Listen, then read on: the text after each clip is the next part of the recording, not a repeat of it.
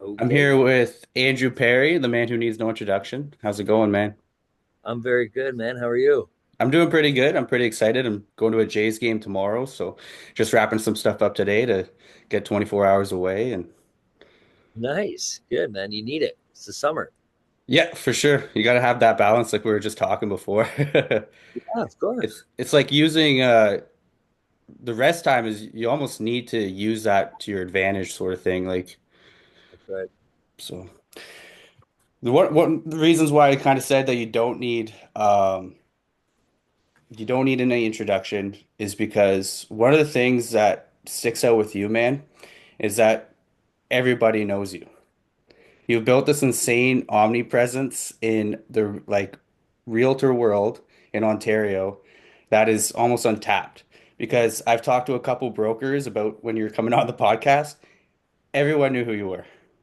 Yeah, that's cool, man. I love hearing that. Like that is like probably the top tier when it was all good things and they dove into like some things that they knew about you. They're like, I don't even know I know this. Yeah, that's true, man. I try to keep nothing really about my life that is not, universally known almost. Yeah. But it's like how did you build that? Because it's so authentic. It's so like it doesn't feel like it's forced on you, but like I said, everyone knows who you are. Yeah, man. I wish I could, pinpoint the exact strategy and lay it out. But the fact of the matter is that it's authentic for a reason because I don't really have a plan. So like I don't say okay, I'm gonna post listings Monday, Thursday, Sunday morning. Like I don't do any of that. I just use my stories, I guess, is the biggest strategy as my personal tool to help people kind of understand a little bit more about me. Where I keep my gallery to just whatever I feel like, I feel is what I want to post that day, I guess. We got a ton of listings. So, I used to kind of leave our listings off and just kind of focus on like fun stuff. But then I just, we got super, super busy, and all my stuff is on my gallery now. Is just essentially my resume. And then the stories are where we connect with clients, realtors, and, other people that are important to the industry and in my life. And I think the way that I'm able to kind of stay on yours, on other people's Instagram, as my little face either on the stories or in your timeline, is just the simple fact that I respond to everybody. I respond to every comment. I respond to every Yep. DM. And I just ensure that I also respond in a timely manner, so I'm not getting back to people within days. It's more like seconds or minutes. So when you do that, every time you engage with somebody, Instagram's going to show you that person either on your next story or on your next timeline. So that's the most important key. Is there really is no strategy. It's just being a good person, I guess. I love it. You're just authentic, put it out there. And I feel like that's kind of like with everything so polished, like even your stories, you'll throw like even just you like at the gym or like you're hanging out at the pool with your kids or something. It's like that's authentic. Not everything's polished. It's a raw video. You can tell you just kind of put it on and put it out there. And I feel like that's what people kind of are looking for now. Like you said, it's kind of just telling your story through your stories. Yeah, yeah, that's right, man. Absolutely. So how important was social media when building your business? Like you're the top 0.1% your team in Niagara.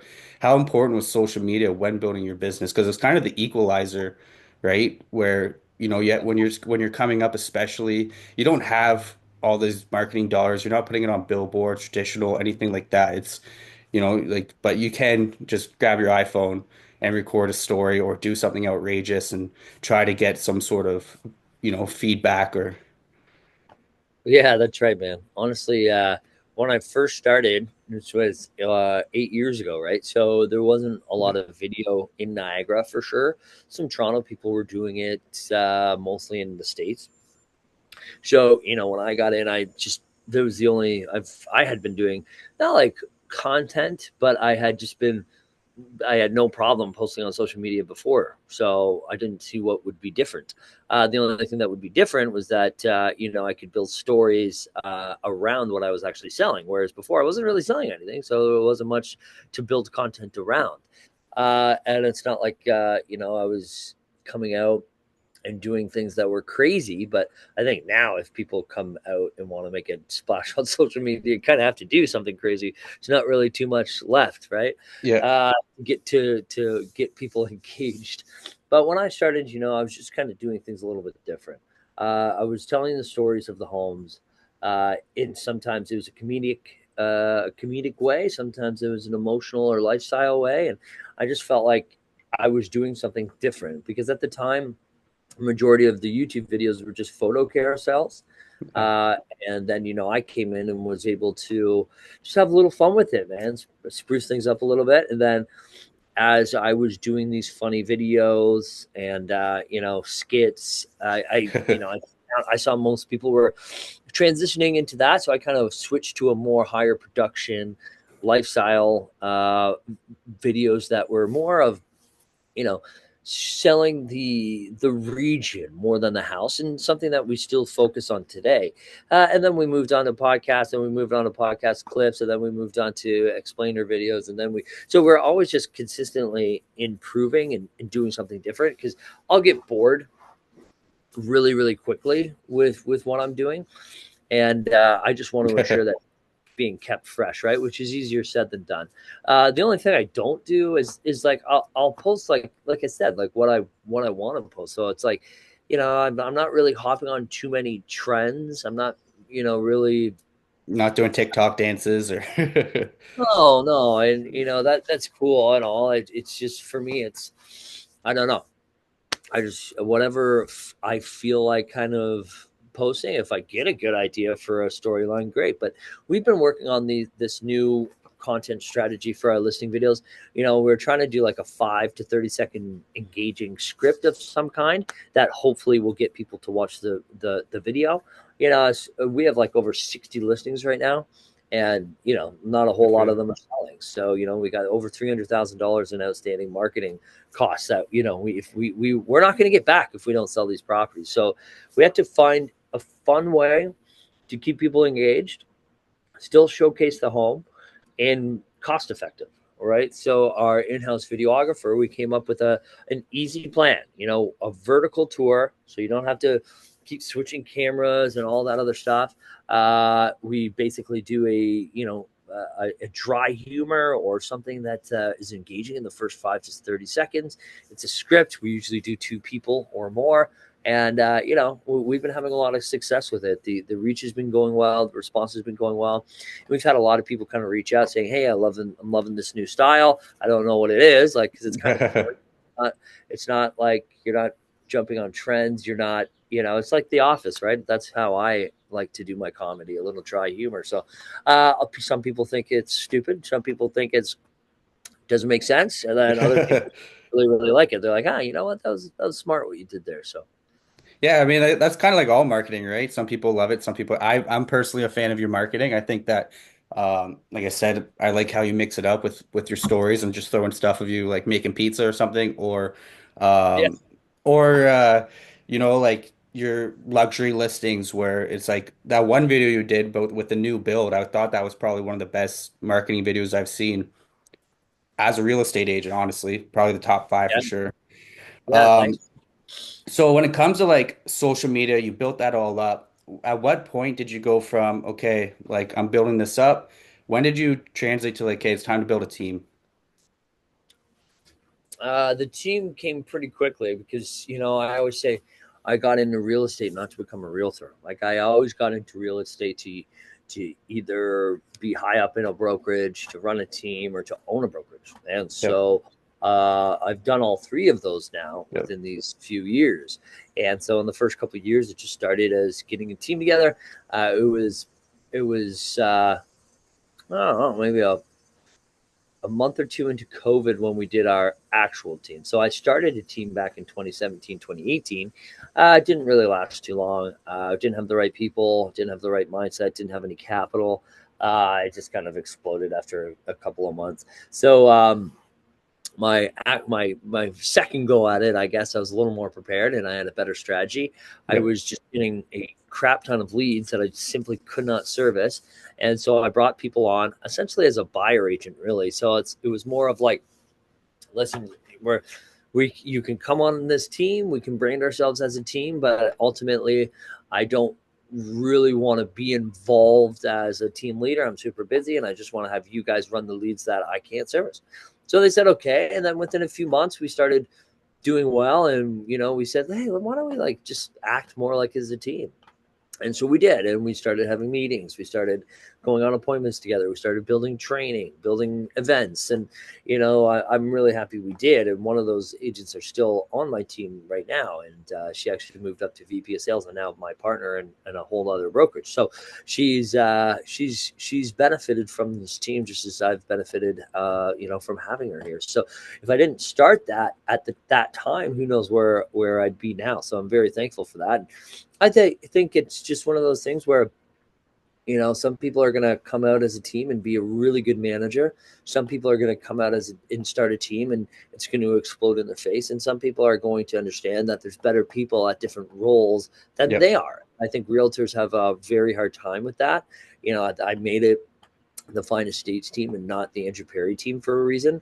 I I want to have people in roles to run the team. People think that I'm a team leader, but I'm not. I own the team, and I help make decisions, but basically other people run the team for me. And so I think that I think that's a one big problem with the real estate industry is that realtors have a very hard time removing their ego, from the Yep. team, from business. My clients only want to work with me. Trust me, that's not true. At the end of the day, you might have some very good clients that are very good friends. But hey, at the end of the day, they just want to make sure that their property gets sold with the best price and they buy their home for the best price. So at the end of the day, whoever helps them get that done is what they care about. So yeah, man, I think making that transition into that team was the best decision ever, and it's helped me live the life that I've wanted to live over the past 5-6 years. I love it. I'm taking some from that. So you basically see yourself as the CEO of the team, right? That's what you're, That's the right. CEO of the Fine Estates team. And you said in there how, some realtors have problems delegating because they can't do everything, right? They're not good at, there's some people that can do things better than them at certain aspects.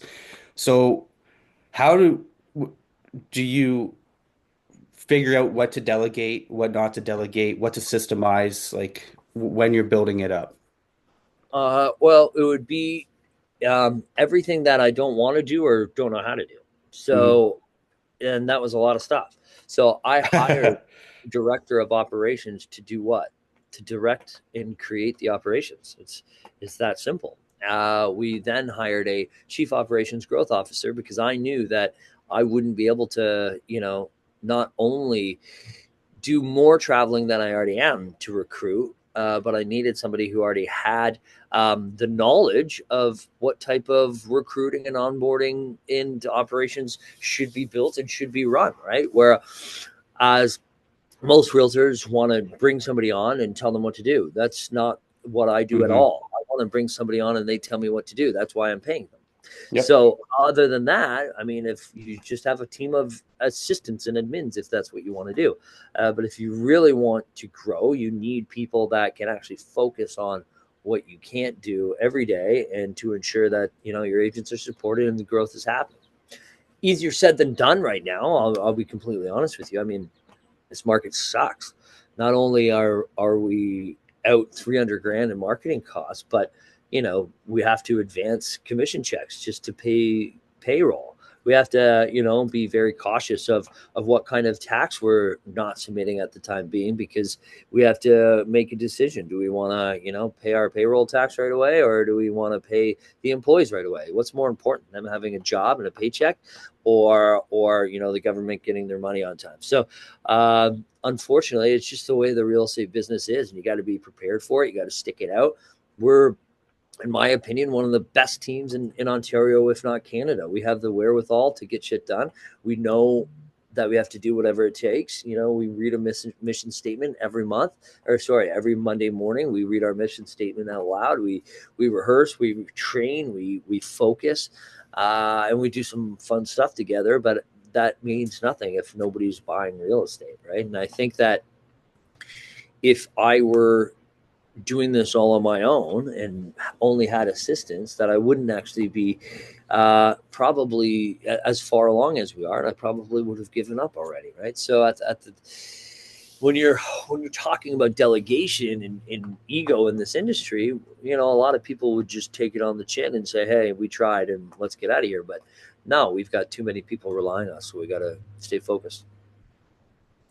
Love it, man. And something you said in there too is like seems to be the most common is like CEOs is you hire people better than you. You don't hire people to tell them what to do. You hire people exactly like you said for them to tell you what to do. Exactly. But because you're the Absolutely. one you're the one taking the like obviously it's a little bit different in this space other than maybe assistants admins. You're the one that's taking the risk. You're the one that's shouldering it. Bring those people on where their job is just to focus on what they're delegated to do. So That's right. Yeah, absolutely, man. 100%. I love it, dude. And so you said something in there too. So if you were to restart today, like obviously you're saying the market's not that great. If you had to restart today, what would you do? Like solo agent, you just started off. Hmm. So, if I had to start today as a brand new agent, I would Yeah. just really, really kind of, what's the word I'm looking for? Etch. I would just, I don't know, maybe tattoo it right on my forehead. The success formula. So your success is in direct proportion to your willingness to communicate with as many different types of people in a positive way. So the thing is, people don't understand. They want to know the newest script. Okay, ChatGPT. Well, you don't need to hire a coach for that. Okay, well, what's the lead generation strategy? There's no magic strategy. Sure, could you come up with something creative to maybe motivate more people to come to you? Sure. But what salespeople in this industry, for some reason, don't understand that you can't rely on people to come to you. So, what I mean by that Yeah. might seem obvious, but you can't just throw money at an issue and expect it to work out. You can't buy your way into success in this business. Lead generation tools, billboards, park bench ads, any of that doesn't work unless you're doing it super consistently and have the budget for it. Or if you're not converting them, it doesn't matter. So if you can't communicate with people, you're not going to be converting them. If you're not converting them, you're not going to be able to continue paying for that stuff. So the easiest way is to just talk to as many people as you can and ask for the business. Too many people are too scared to ask for the business. Look at any other industry, a car sale. Okay, great. If I can get you this price, are you going to be buying the car today? No. Yes. Okay, great. I've asked for the business. I've done what I could. At LA Fitness when I was selling gym memberships. Okay, well, if you said you wanted to hit 180 pounds, you said this is close to your office, close to your house. You can get here. The times work for you.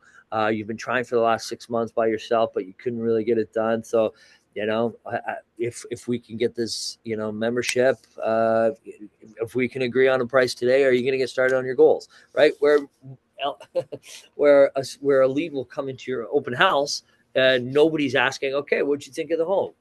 Okay, great. Are you ready to put an offer in today? Nobody Yeah. does that. Why?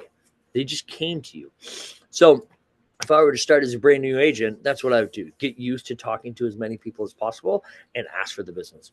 If I was to restart a real estate company from what I know now, not necessarily as a brand new agent, but somebody who had to restart over, I would be building a very competitive platform or business structure that allows you to get in more doors at competitive pricing, more transparent pricing, flat fees. Honestly, like just something to get your name out there.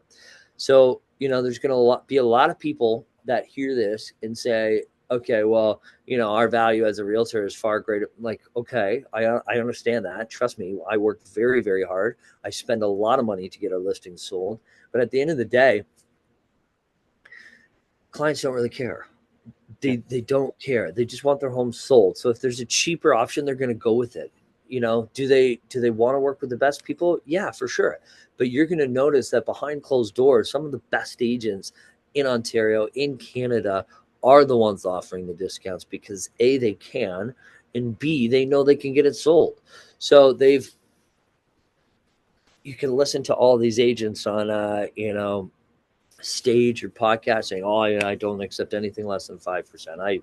If it's not worth it, I interview the sellers, not the other way around." And that could be all true, but at the end of the day, there's a massive shift in the industry, and if you want to make a name for yourself, it's going to be very difficult to compete with people like me, the Golfies of the world, the Frank Leos of the world. It's going to be very difficult for you. So what I would do is I would come and I would build a platform that offers competitive pricing, transparent services, and just be able to leapfrog everybody by taking a smaller hit on the back end. So that's what I do. Cool, man. I so I appreciate you for coming on today. It was Absolutely. I know obviously it's 10 a.m. on a Tuesday, and this part of the business is, we got to get things done. So I just want to say I appreciate it, man, and thanks for coming on. Yeah, absolutely, buddy. Thank you so much.